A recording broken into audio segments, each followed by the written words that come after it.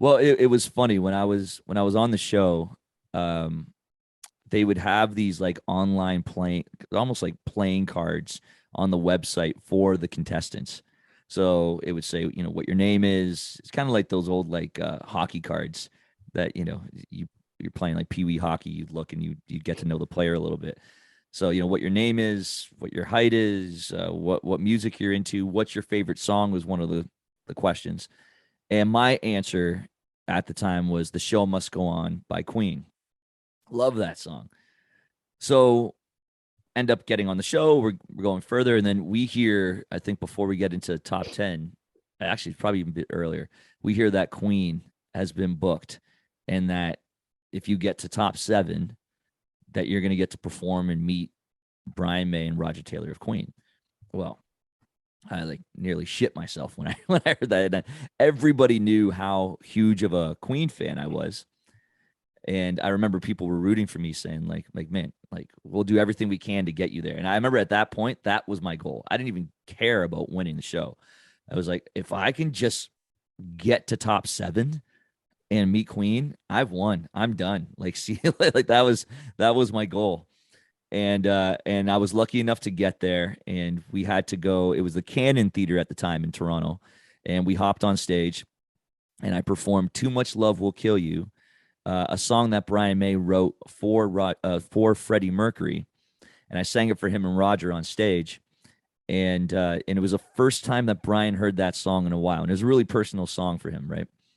And I sang it, and they started to tear up, and I was like, "Oh my god!" And he's like, "Man," he goes, "You got me."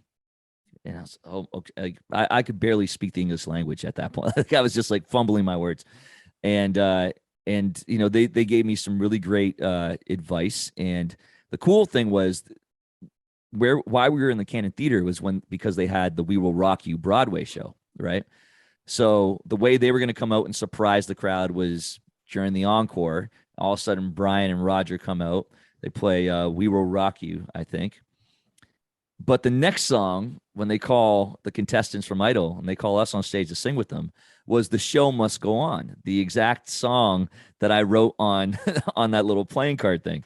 And they had me standing right, because they knew I was a huge fan. So they had me standing right beside Brian, and I got to sing "The Show Must Go On" with Brian May and Roger Taylor. It was one of the greatest moments of my life, honestly. And then they had an after party, and I got to talk with Brian for like, I swear it was 30, 40 minutes. And he gave us all his attention. It was unbelievable. There's a million people that wanted to talk to him, but he was there with me, and he talked to me, gave me his email, and I sent him an email right after I won the show for some advice. And he responded back with this really thoughtful message that I have framed in my office now. And means more to me now than it even did then, because now I have perspective after being in this wild industry for 15 years. He has that he'll never know how much of an impact that had him on my journey.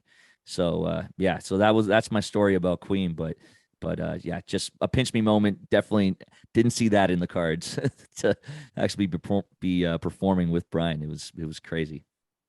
I almost feel bad for the other performers because once they announced that, hey, if you can make the top 7, you'll be performing for or with Queen, I feel like there would be no denying you at that point. Like Yeah, you would muster up whatever is needed to get there. And it's like you had yeah, this I don't know, you had something special, there gifted to you where yeah. this is it. Like if this isn't meant for me, like serendipity of like of all the Yeah, artists, it's my favorite artist. Like how can I not be top 7?